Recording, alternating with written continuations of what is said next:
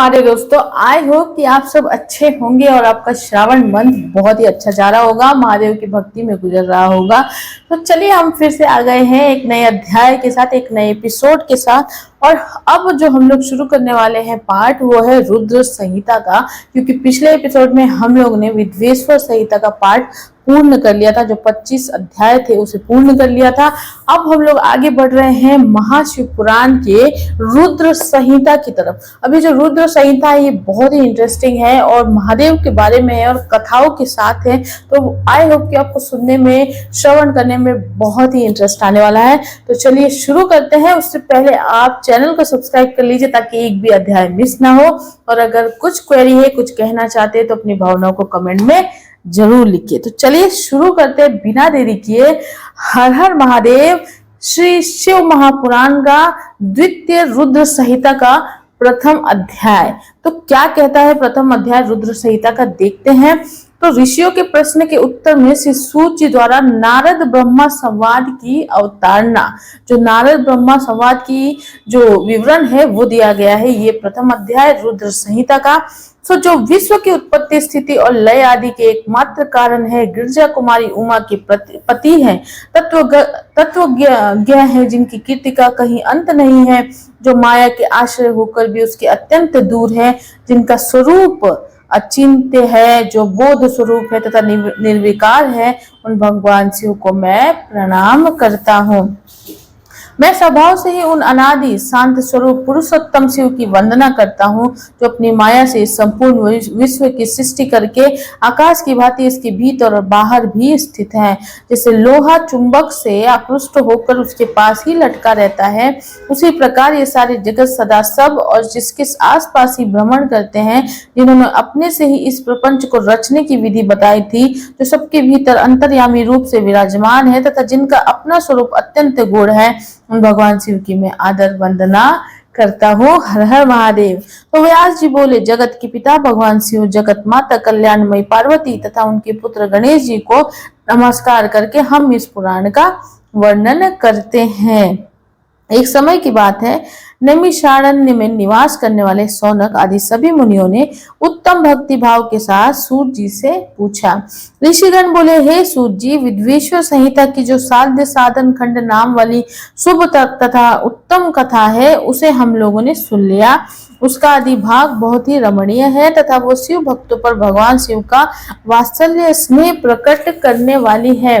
हे महाभाग, हे सूत जी, हे तात, आप हम लोगों को सदाशिव भगवान शंकर की उत्तम कथा का श्रवण करा रहे हैं, अतः आप चिरंत काल तक जीवित रहें और सदा सुखी रहें। आपके मुख कमल से निकल रहे ज्ञान मृतिका का पूर्ण रूप से पान करते हुए भी हम लोग तृप्त नहीं हो पा रहे, इसलिए हे अनज्ञ पुण्यात्मा, हम सब पुनः कुछ पूछना चाहते हैं। भगवान व्यास की कृपा से आप सर्वज्ञ एवं कृत्य हैं, आपके लिए भूत भविष्य और वर्तमान का कुछ भी अज्ञात नहीं है, अर्थात सब कुछ आपको ज्ञात है।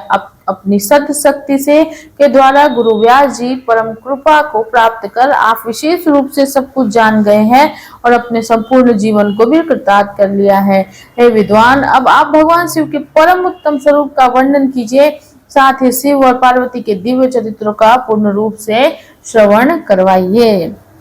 निर्गुण महेश्वर लोक में सगुण रूप कैसे धारण करते हैं, हम सब लोग विचार करने पर भी शिव के तत्व को नहीं समझ पाते। सृष्टि के पूर्व में भगवान शिव किस प्रकार अपने स्वरूप से स्थित होते हैं, पुनः सृष्टि के मध्यकाल में भगवान किस तरह क्रीड़ा करते हुए समयक व्यवहार करते हैं, सृष्टि कल्प का अंत होने पर वे महेश्वर देव के स्वरूप में स्थित रहते हैं, लोक कल्याणकारी शंकर कैसे प्रसन्न हुए, महेश्वर अपने भक्तों तथा दूसरों को कौन सा उत्तम फल प्रदान करते हैं, ये सब हमसे कहिए। हमने सुना है कि भगवान शिव शीघ्र प्रसन्न हो जाते हैं, वे महान दयालु, इसलिए वे अपने भक्तों का कष्ट नहीं देख सकते हैं। ब्रह्मा, विष्णु और महेश तीनों देवता शिव के ही अंग से उत्पन्न हुए हैं, इनमें महेश तो पूर्णांश है, वे स्वयं ही दूसरे शिव हैं। आप उनके प्रकट की कथा तथा उनके विशेष चरित्रों का वर्णन कीजिए। हे प्रभु, आप उमा के अविभाव और अनेक विवाही की भी कथा सुनाइए, विशेषतः अनेक गृहस्थ धर्म का और अन्य लीलाओं का भी वर्णन कीजिए। हे निष्पाप सूत जी, ये सब तथा अन्य बातें भी आप बताइए।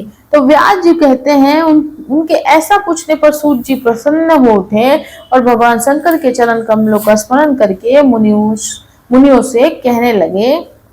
सूत जी बोले, हे मुनियों, आप लोगों ने बड़ी उत्तम बात पूछी है। आप लोग धन्य हैं जो कि भगवान सदाशिव की कथा में आप लोगों की आंतरिक निष्ठा हुई है। सदाशिव से संबंधित कथा वक्ता, पूछने वाले और सुनने वाले, इन तीनों प्रकार के पुरुषों को गंगा जी के समान पवित्र करती है। हे द्विजो, पशुओं की हिंसा करने वाले निष्ठुर कसाई के सिवा दूसरा कौन पुरुष तीनों प्रकार के लोगों को सदा आनंद देने वाले शिव गुणानुवाद को सुनने से उब सकता है। जिनके मन में कोई तृष्णा नहीं है, ऐसे महात्मा पुरुष भगवान शिव के उन गुणों का गान करते हैं, क्योंकि वो संसार रूपी रोग की दवा है, मन तथा कानों को प्रिय लगने वाला है और संपूर्ण मनोरथ को देने वाला है। हे ब्राह्मणों, आप लोगों के प्रश्न के अनुसार मैं यथा बुद्धि प्रयत्न पूर्वक शिव लीला का वर्णन करता हूँ। आप लोग आदर पूर्वक सुने। जैसे आप लोग पूछ रहे हैं, उसी प्रकार नारद जी ने शिव रूपी भगवान विष्णु से प्रेरित होकर अपने पिता ब्रह्मा जी से पूछा था। अपने पुत्र नारद का प्रश्न सुनकर शिव भक्त ब्रह्मा जी का चित्त प्रसन्न हो गया और वे उन मुनि श्रेष्ठों के हर्ष प्रदान करते हुए प्रेम पूर्वक भगवान शिव के यश का गान करने लगे। व्यास जी बोले, सूत जी के द्वारा कथित उस वचन को सुनकर वे सभी श्रेष्ठ ब्राह्मण आश्चर्यचकित हो उठे और उन लोगों को उन विषयों में उनसे पूछा। ऋषिगण बोले, हे सूत जी, हे महाभाग, हे शिव भक्त में से, हे महामते, आपके सुंदर वचन को सुनकर हमारे हृदय में कौतूहल हो रहा है। ब्रह्मा और नारद का ये महान सुख देने वाला संवाद कब हुआ था, जिसमें संसार से मुक्ति प्रदान करने वाली शिव लीला वर्णित है। हे तात, प्रेम पूर्वक नारद के द्वारा पूछे गए उन प्रश्नों के अनुसार भगवान शंकर के यश का गुणानुवाद करने वाले ब्रह्मा और नारद के संवाद का वर्णन करें। आत्मज्ञानी उन मुनियों के ऐसे वचन को सुनकर प्रसन्न हुए सूत जी उस ब्रह्मा नारद संवाद के अनुसार कही गई शिव कथा को कहने लगे। इस प्रकार से शिव महापुराण के अंतर्गत द्वितीय रुद्र संहिता के सृष्टि खंड में मुनि प्रश्न वर्णन नामक पहला अध्याय पूर्ण हुआ। हर हर महादेव। तो रुद्र संहिता का पहला अध्याय सिर्फ वर्णन था कि जो नारद जी थे और उनके जो पिता थे ब्रह्मा जी, उनके बीच में जो महादेव को लेकर चर्चा हुई थी। जब नारायण जी जो थे, नारद जी जो थे नारायण के भक्त थे, लेकिन उनके मन में महादेव के प्रति इच्छा जगी थी, उनको भक्ति के प्रति इच्छा जगी थी, तो उन्होंने ये सारे सवाल जो है ब्रह्मा जी से पूछे थे। अब आगे के अध्याय में उसका वर्णन है।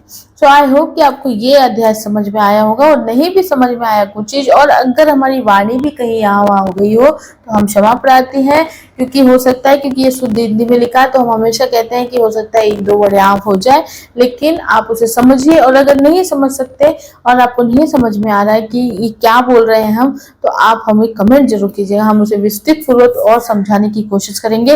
वैसे हम पूरी कोशिश करते हैं कि आपको इसका एक एक शब्द समझ में आए और आपको श्रवण करने में इजी हो और आप इसे सुने और अपना कल्याण करें। सो चलिए, ये प्रथम खंड, ये जो प्रथम अध्याय है रुद्र संहिता का, वो समाप्त हुआ। अगले एपिसोड में फिर से मिलेंगे दूसरे अध्याय में दूसरे रुद्र संहिता के साथ। तब तक अपना बहुत बहुत ख्याल रखिए। हर हर महादेव।